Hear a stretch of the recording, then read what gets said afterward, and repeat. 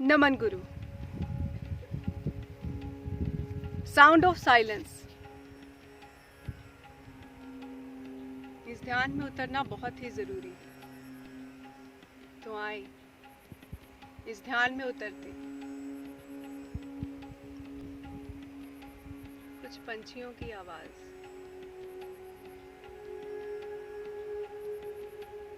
जिसके साथ हम अभी जुड़े हैं, और यह खुला आकाश।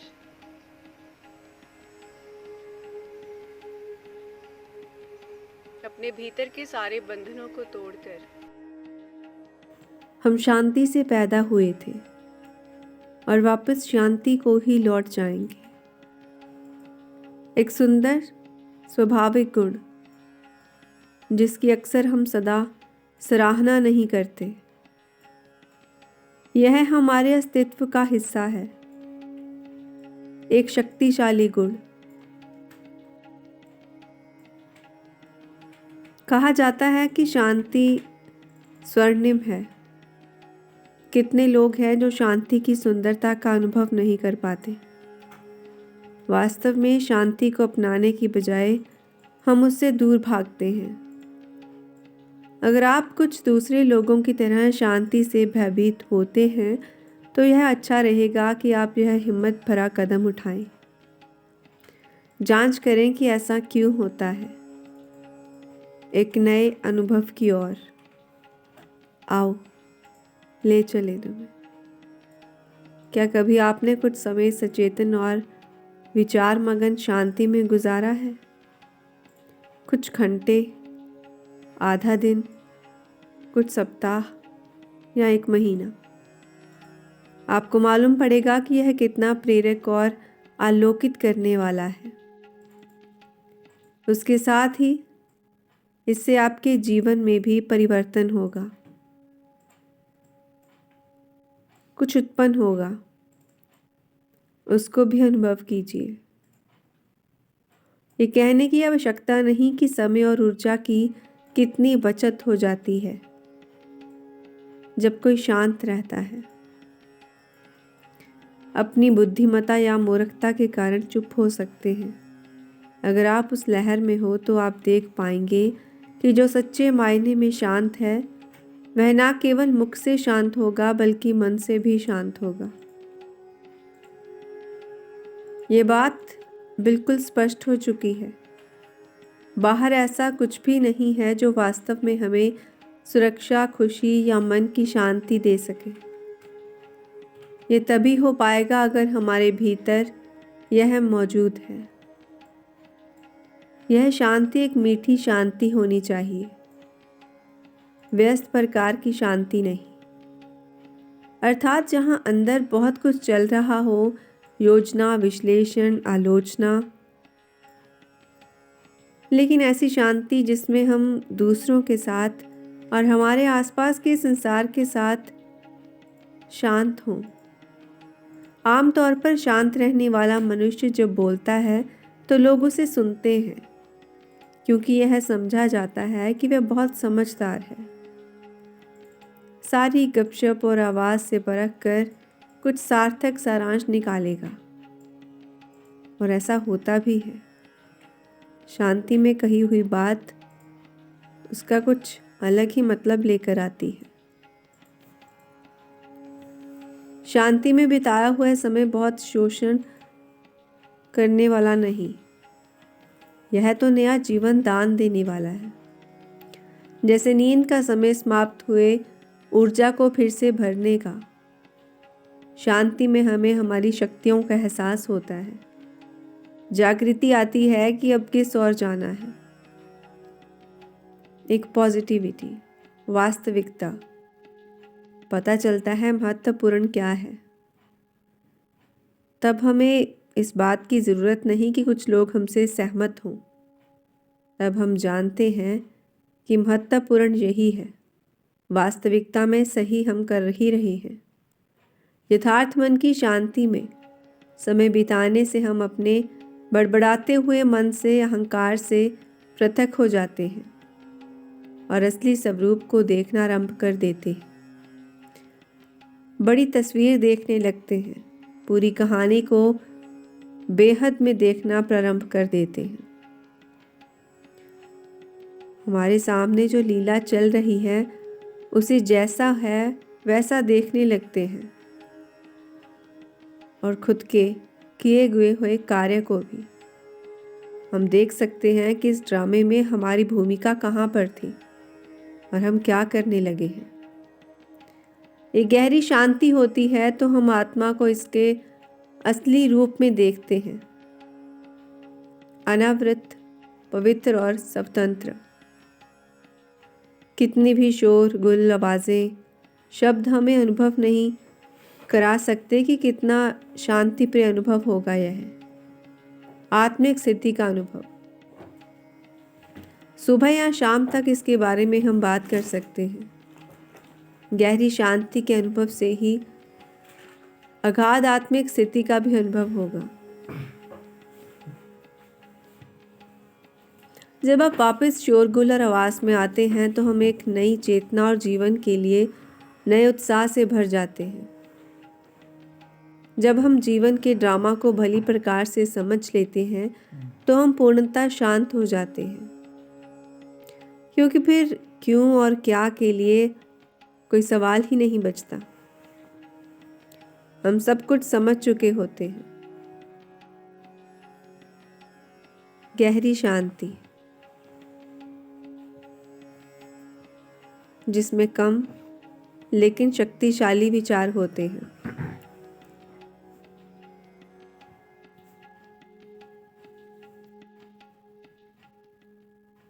शांति की शक्तिशाली ध्वनि को अनुभव कीजिए।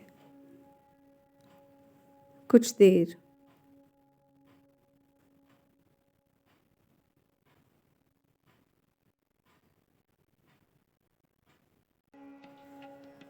आंखें बंद करके इसे महसूस करते जाइए।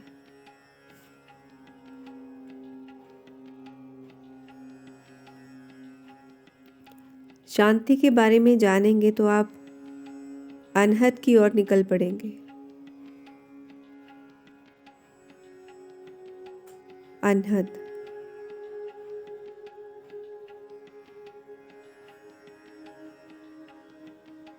शून्य में प्रवेश करने का एक सूक्ष्म शक्ति साधना।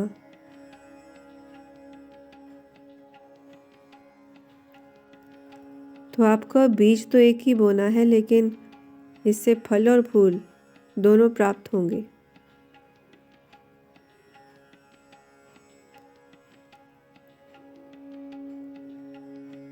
संगीत की साधना से अपने आप काव्य का आविर्भाव होगा।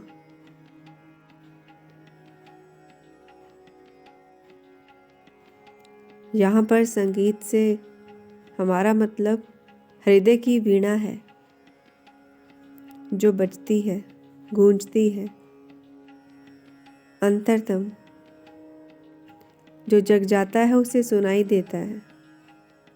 अनहद नाद इसी को कहा गया। यह स्वर बारीक और सूक्ष्म है, लेकिन यह स्वर ही हमारी आत्मा है।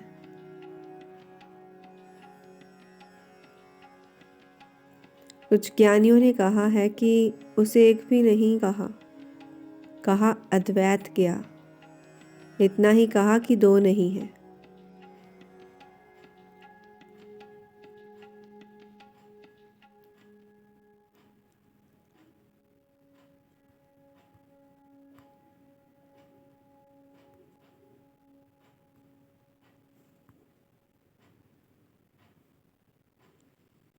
आप कितनी देर इस बात को सोचते हुए आंखें मूंद कर बैठ सकते हैं?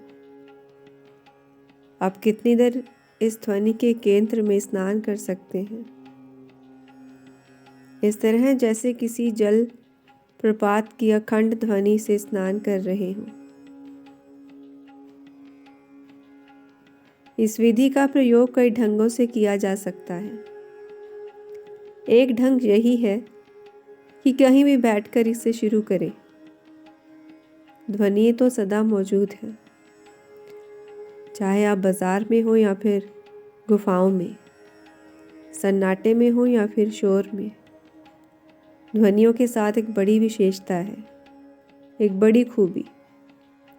जहाँ भी जब भी कोई ध्वनि होगी, आप उसके केंद्र होंगे, क्योंकि यह सभी ध्वनियाँ हमारे आसपास होती हैं, चाहे वह कहीं से भी आए, किसी भी दिशा से। आँख के साथ, देखने के साथ यह बात नहीं, दृष्टि रेखा बुद्ध नहीं, देखना और सुनना।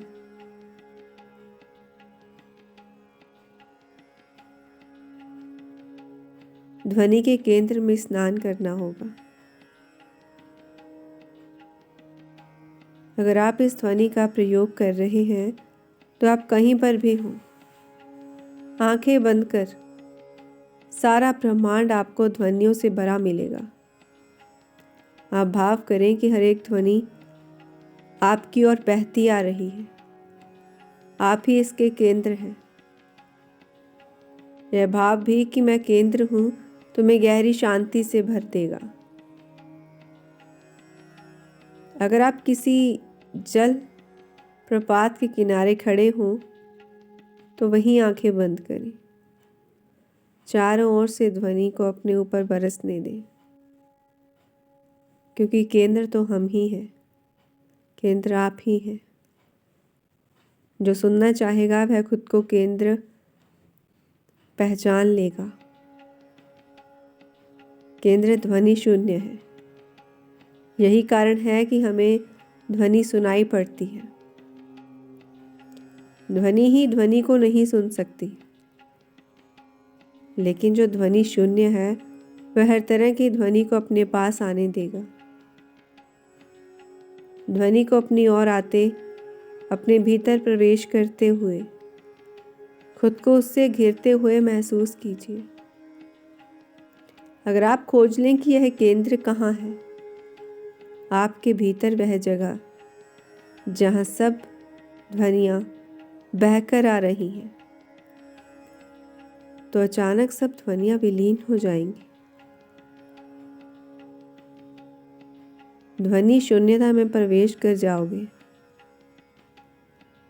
यह केंद्र आपको महसूस करना होगा। 5 मिनट, 10 मिनट, आधा घंटा खुद में डूबते हुए।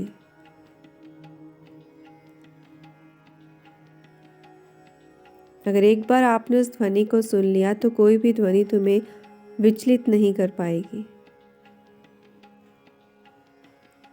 कुछ ध्वनियाँ हमारी ओर तो आती हैं, लेकिन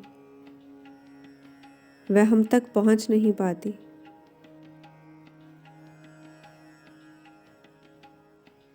एक बिंदु है जहां कोई ध्वनि नहीं प्रवेश करती, वही आपने खुद को बना लिया।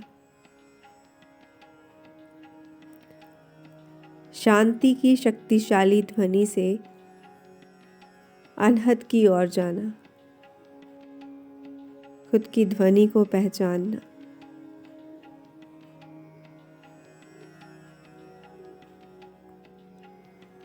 कुछ देर आंखें बंद कर बैठिए।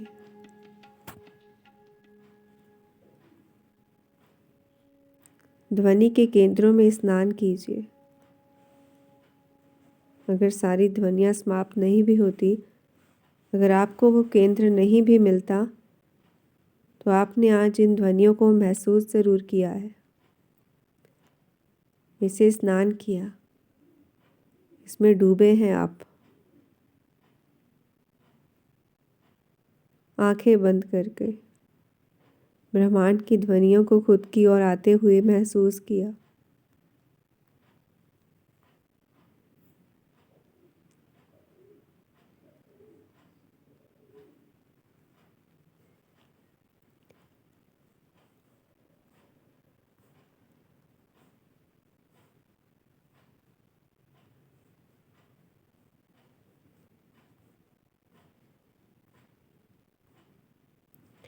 अगली बार आप ध्यान में उतरेंगे तो आपको खुद को यह कहने की ज़रूरत ना होगी कि तुम चुप हो जाओ। मन में आते हुए विचार वैसे ही तुम्हारे अंदर संगीत पैदा कर देंगे। नमन गुरु।